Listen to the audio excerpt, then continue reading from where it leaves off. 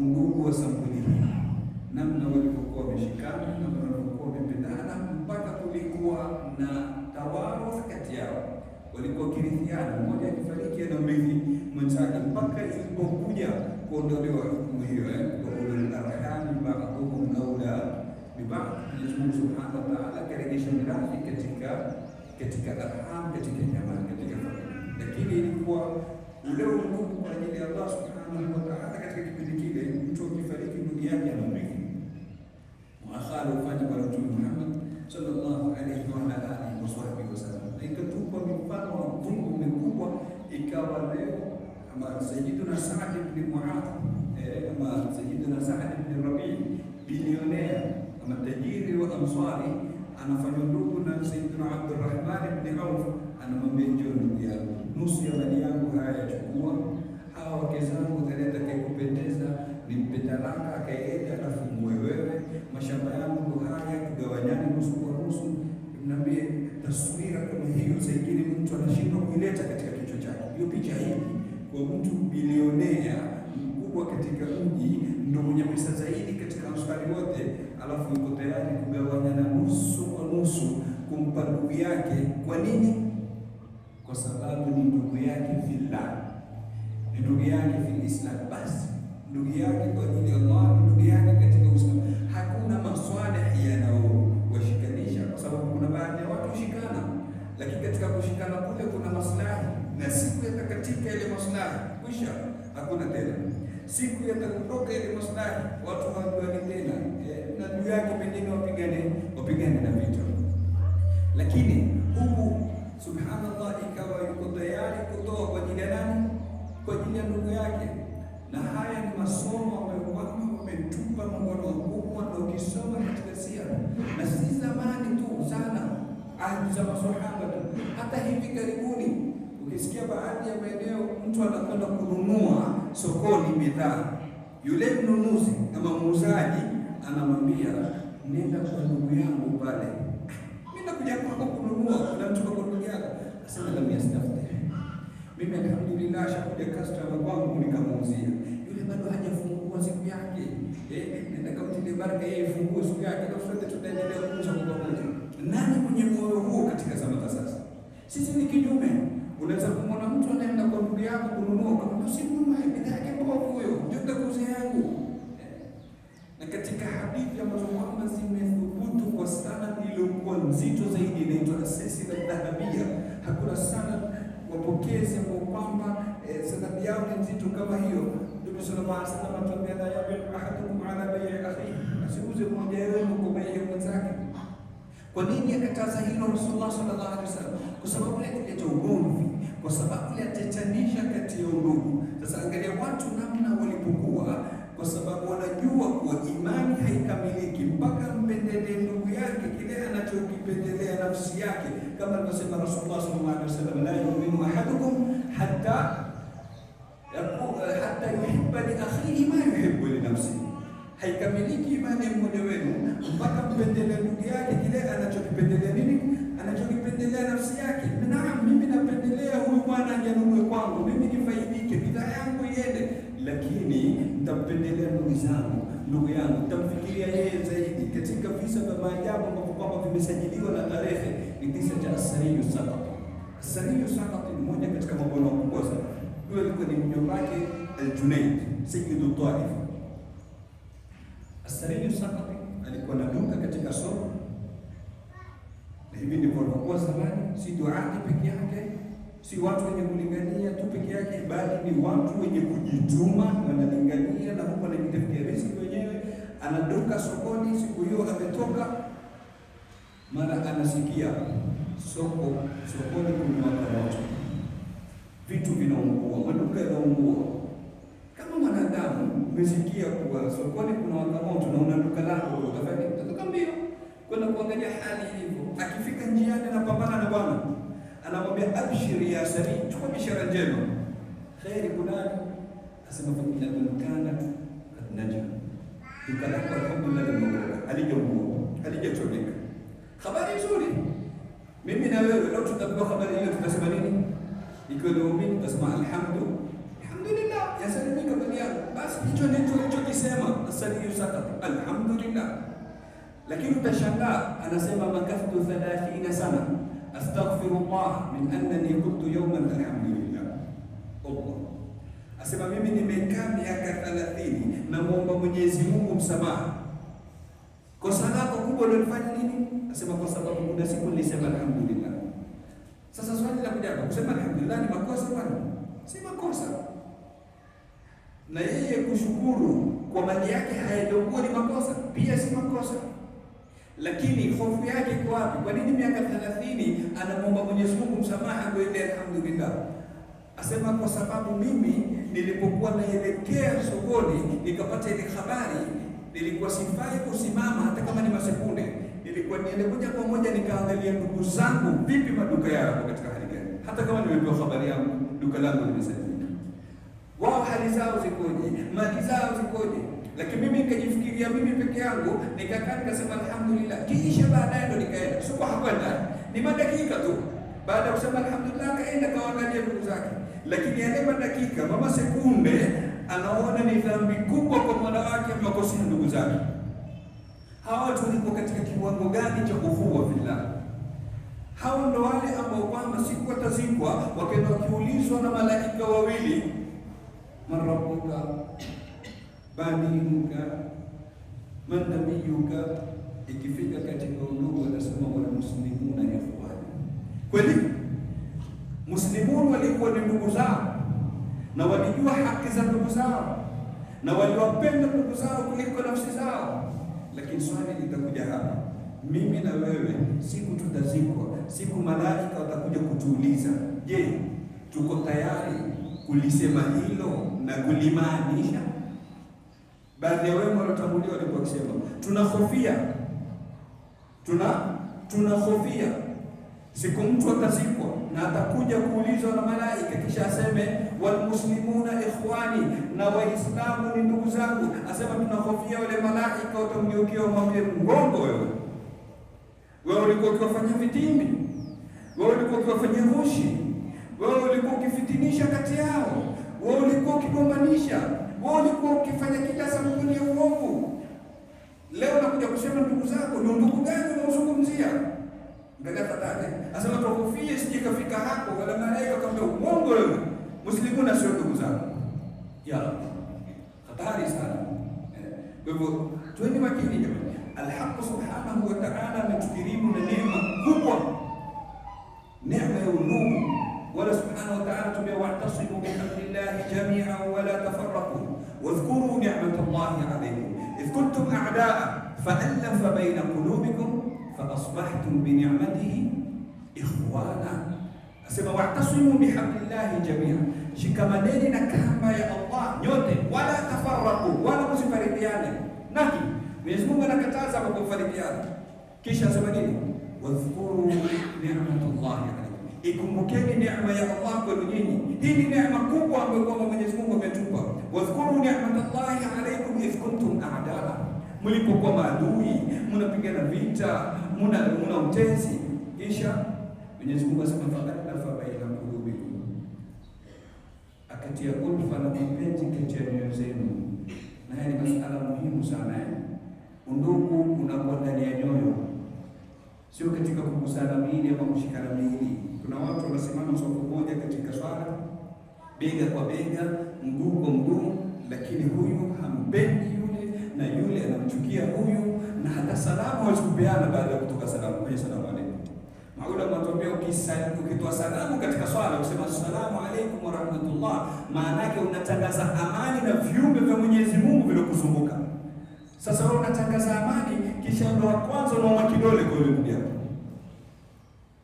Unatangaza amani kwake, kisha wa kwanza kufanya vitimbi ndugu yako. Sasa asema fa'alafa baina qulubikum, kinachotakikana ni ulfa inayokuwa ndani ya nyoyo. Nyoyo ndio zishikane, sio miili kuwa pamoja. Asema fa asbahtum bi ni'matihi ikhwana, mkawa kwa kupitia neema ya Allah subhanahu wa ta'ala ni ikhwan, ni ndugu. Nini ambacho kwamba kinatukusanya kwa namna hii? Awe huyu ni Mgiriama anatoka Kilifi, na yule ni Mpokoma anatoka Tanarifa, na yule ni Mjaluo anatoka upande wa Ndio kama ni Nyanza ama Western, na huyu ni Msomali anatoka Wajir, na yule ni Mkikuyu anatoka West, anatoka Central.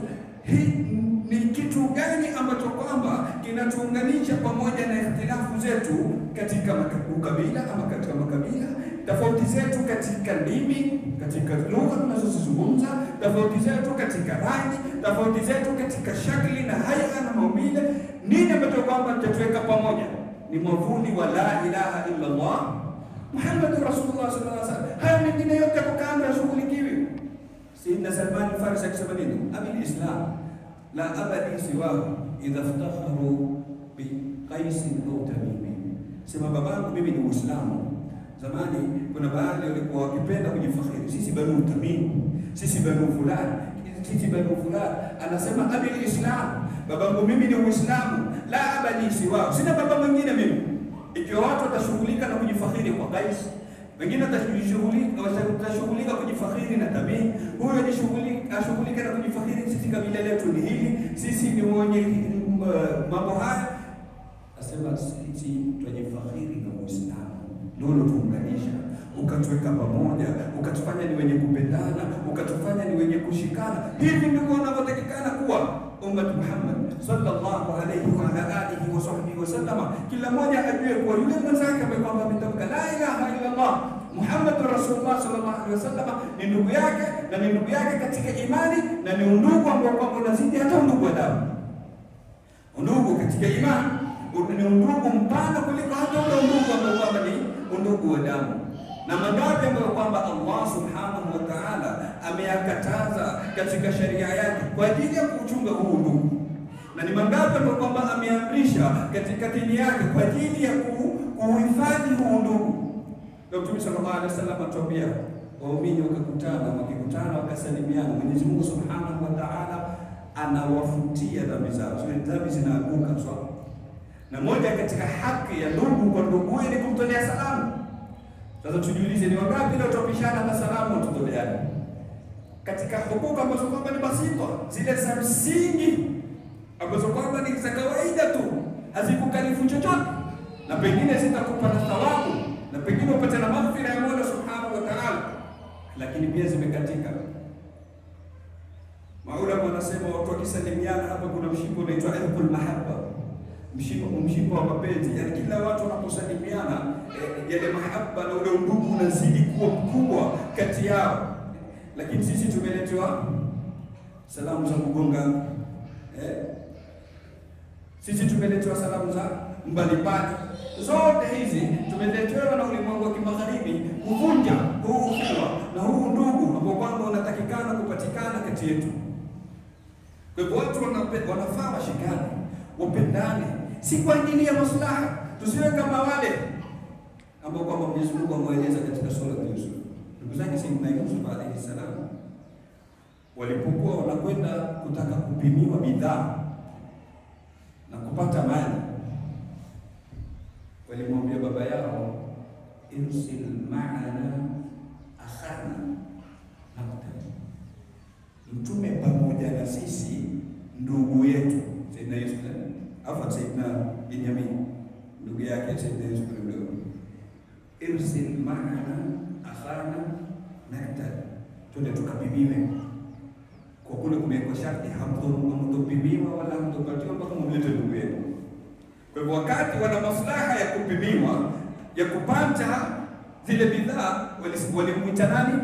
Ndugu yetu. Lakini walipokwenda kule, akashikwa yule ndugu yao kwa tuhuma ya uwizi, kwa mipango alifanya Sayyidina Yusuf kwa hikma yake mwenyewe. Walisema nini? Walirudi kwa baba yao. Yule baba yao alimwambia mtume ndugu yetu pamoja na sisi. Walirudi kwa wake, wakamwambia inna ibnaka saraka, mwanao ameiba.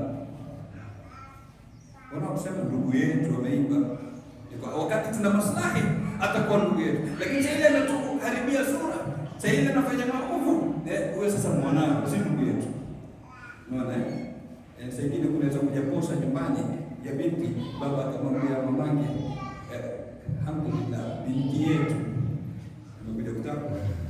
Maana lakini Mwenyezi Mungu asijalie, yakatokea akaenda kufanya makosa, akaja na tumbo la ujauzito nje ya mimba, nje ya ndoa. Anamwambia nini? Muona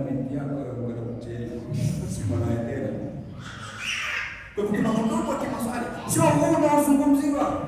Unaozungumziwa hapa ni undugu wa kiimani. Sawa, kuna maslahi, hakuna maslahi, lakini kinachoachikanisha ni la ilaha illa Allah Muhammadur Rasulullah sallallahu alaihi wasallam. Hilo ndilo linaloweka pamoja. Mpaka mmoja anatangulia kufariki, bado hilo ndilo linaloweka pamoja. Mtume sallallahu alaihi wasallam ametubainishia fadhila ya hilo, akatuambia katika hadithi yake, sabaratun yudhilluhumullahu fi dhillihi yawma la dhilla illa dhilluh. Mwenyezi Mungu Subhanahu wa Ta'ala, kuna watu sampuli 7, watu aina 7 atawaweka chini ya kivuli, siku ambayo kwamba hakuna kivuli isipokuwa kivuli cha Allah Subhanahu wa Ta'ala. Watu wenyewe ni gani? Mtume sallallahu alaihi wasallam anawataja sampuli zote zile, kisha asema warajulani, na watu wawili, tahabba fillah, wamependana kwa ajili ya Allah. Kwa makini, sio kwa ajili ya maslahi ya biashara, sio kwa ajili ya maslahi pengine ya ndoa, si kwa ajili ya maslahi pengine ya kazi, kwa ajili ya maslahi, kwa ajili ya Allah Subhanahu wa Ta'ala. Ijtamaa alayhi, hilo ndilo lokusanya, waftaraka alayhi, na mpaka kufariki, hilo ndilo lofarikanisha. Sasa ukiangalia hadithi katika maajabu yaliyo katika hadithi kama hii, utaona Mtume sallallahu alayhi wasallam anawataja watu 6, kisha sema warajulani, na watu wawili. Kihisabu za kawaida tunazosikia sisi, 6 ukiongeza 2 ni 8. 6 ukiongeza 2 ni 8. Lakini Mtume hakusema 8 tu watu 8, amesema 7 tu watu 7. Sasa swali linakuja, nini hikma ya Mtume sallallahu alaihi wasallam kusema 7 sio 8? Maulama wanatuambia, yani Mtume sallallahu alaihi wasallam amehesabu wale watu wawili walioshikana wakawa na undugu, wakapendana kwa ajili ya Allah, wamemhesabu kama mtu mmoja, yani ni roho moja katika miwili, lakini ni roho moja. Huyu anamuona ndugu yake ni yeye, na ndugu yake anamuona ni yeye, kama walivyosema maulama, la tatahaqqaqu almawaddatu baina ithnaini hatta yakuna ahaduhuma lil-akhari ya ana. Hawezi kupatikana mapenzi kati ya wawili mpaka mmoja amwambie mwenzake ewe mimi, yani anamuona mwenzake ni yeye, na yule mwenzake anamuona yeye kwa vile vile ni nafsi yake. Ndio hakika ya mawadda. Baadhi ya salafu walikuwa wakisema, ukitaka kumjua ndugu yako wa haki ni yule ambaye kwamba anaweza kuingia mfukoni mwako na usimjike. Yaani ana haja pengine shilingi 100 nunue kitu, ameingia kwenye mfuko wako, ameitoa, amekwenda kununua, na hukusema neno na kuvika wala hukunumunika ndani kwa ndani. Huyo utakuwa ndo ndugu yako kikweli kweli. Tufika sisi katika mambo haya. Sisi wacha yeye kutia mkono kwenye mfuko wako, anaweza kukuomba na unaanza na kumnyima. Na pengine anamuona katika haja, tena haja kubwa, lakini wale kule Mwenyezi Mungu aliwazungumzia Ansar walipokea ndugu zao Muhajirin, akasema wayuthiruna ala anfusihim walau kana bihim khasasa. Wanafanya ithar, wanawapendelea kheri wale wenzao, wanawatanguliza, wanajinyima wao, wanawapa ndugu zao, walau kana bihim khasasa, hata kama wana khasasa. Khasasa ni shiddatul haja, wana haja daraja juu, wahitajia sana kile kitu, lakini wanajinyima nafsi zao, wanawapa nani? Wanawapa ndugu zao katika imani. Mifano adhimu mikubwa kwa kwamba umepiga sahaba Rasulullah sallallahu alaihi wa alihi wasallam katika ukuu. Hivi ndivyo watu wanavyofaa kuishi. Hivi ndivyo watu wanavyofaa kukaa pamoja, wapendane, washikane, wawe ni ndugu kwa ajili ya Allah Subhanahu wa Ta'ala. Sisi leo tunagawanywa na adui anakuja kulifanya hilo, na anatuweka makundi na kutugawanya, na sisi tunaingia wazima katika fitna kama hiyo bila kutahadhari. Mwenyezi Mungu anatumia na shetani yanzahu bainahum, shetani anachochea kati yenu. Kwa hivyo tuambiwa shetani ndio adui wetu anayetugombanisha, lakini vile vile Mtume sallallahu alaihi wasallam akatuambia, inna shaytana ya'isa an ya'budahu al-musalluna fi jaziratil arab walakin fi at-tahrij bainahum.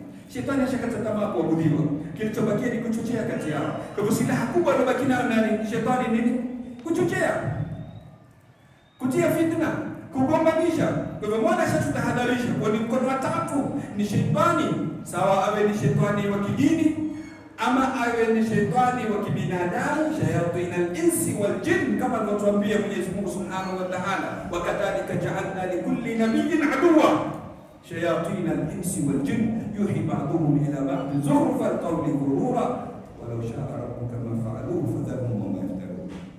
Kwa hivyo kuna mabinadamu, kuna majini wa kibinadamu, kuna majini wa kishetani, wote wako na hawa kibinadamu wanafanya kazi ile ile, wanaamrishwa na majini ya kishetani. Yaani kunao mkono wa tatu kibinadamu unaokuja kugombanisha kati ya ndugu, na sisi badala tutambue na mapema tukate mkono kama ule na tushikane ndugu uendelee, sisi tuushiriki ule mkono na ndio tunaunga mkono na tunafarijiana na tunapigana. Leo ni ndugu wangapi kwa kwamba wamekatana miaka na miaka, hata kusalimiana hata kujiliana, wengine ni kufa kutozikana, yaani mpaka mtu anakufa atakumzika hamziki. Na Mtume sallallahu alaihi wasallam atuambia, man hajara akahu sana kasafki dam au kana kasafki dam, atakayemhama ndugu yake mwaka mmoja ni kama alomwaga damu yake, kama alomuua. Sasa ikiwa umemhama miaka 10, umeua nafsi ngapi? Umeua ndugu zako wangapi? Mtume sallallahu alaihi wasallam asema, la yahillu limu'minin an yahjura akhahu fawqa thalath, haifai, si haki kwa muumini kumhama ndugu yake juu ya siku 3. Sisi si siku 3 wala wiki 3 wala miezi 3, bali wala miaka 3. Mtu anaweza kukaa zaidi ya miaka 10, anaweza kukaa zaidi ya miaka 30, hasemi na ndugu yake, hatembeleani na ndugu yake, na tunaniona la kawaida tu. Na Mtume sallallahu alaihi wasallam anakataza. Kwa hivyo tuwe makini, lazima tufungue macho, tujue adui wetu wa asili ni nani.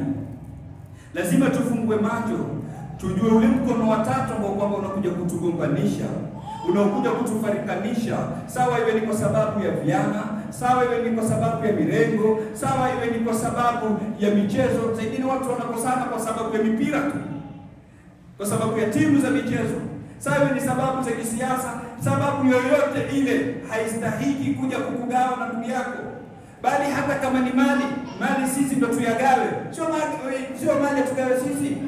Kwa hivyo kuwa makini hapa, fungua macho, mtambue adui wa hakika ambaye kwamba anakuja kugombanisha, anakuja kufarikanisha kati ya ndugu. Msikize Sayyidina Yusuf alayhi salam. Sayyidina Yusuf alayhi salam amepitia mazito.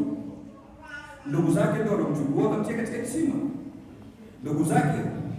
Ndugu zake wa damu wamemchukua wakamtia ndani ya kisima, ikampelekea kuuzwa kama mtumwa, ikampelekea kwenda kutiwa katika jela. Amepitia mingi Sayyidina Yusuf ya mitihani. Asili yake mwanzo alikuwa nani? Ndugu zake. Lakini angalia pale Mola Subhanahu wa Ta'ala kuzileta nafsi zote kwa pamoja, akawakutanisha wote. Sayyidina Yusuf alisema nini? Waqad ahsana bi, anamshukuru Mola Subhanahu wa Ta'ala alimfanyia ihsan. Asema idha akhrajani min as-sijni, aliponitoa katika jela, wajaa bikum min al-badwi, akawaletana nyinyi kutoka Bedouini. Sayyidina Yusuf akusema aliponitoa katika kisima. Kwa mwingine hapa Sayyidina Yusuf akusema Mwenyezi Mungu amemfanyia ihsani aliponitoa katika kisima. Mtaje kisima, ametaja jela kwa sababu walikuwa sababu ya kuingia jela si ndugu zake, ni yule Imratul Aziz, mke wa mfalme. Lakini anajua kwa sababu mimi hawa ndugu zangu si wao walokusudia kulifanya lile, ni tashwishi ya sheitani, ni mkono wa tatu uliokuja kwa juu.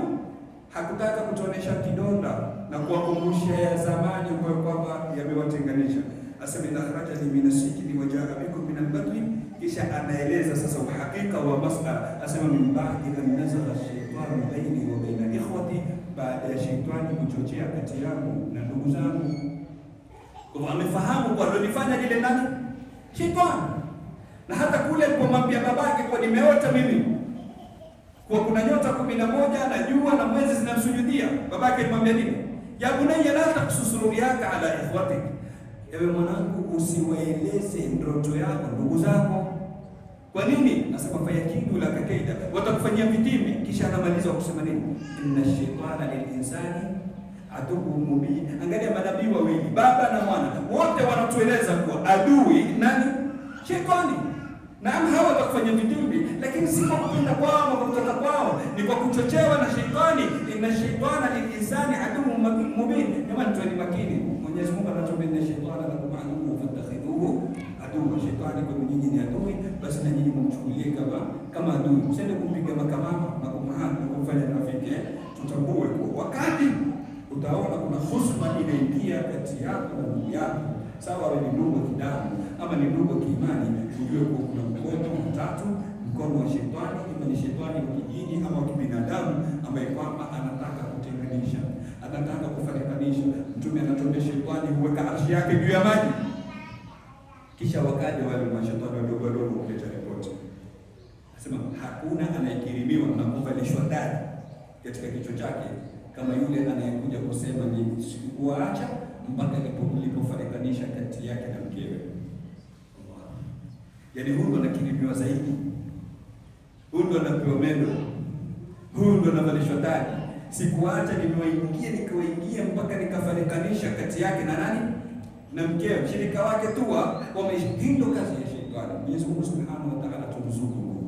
Mwenyezi Mungu tujalie ni wenye kupendana, atujalie ni wenye kushikana, atujalie ni wenye kuwapendelea ndugu zetu heri, atujalie ni wenye kufungua macho na kuwaona maadui zetu wa hakika. Innahu waliyudhalika wal qadiru alayhi. Wa sallallahu alaihi wasallam ala sayyidina Muhammadin.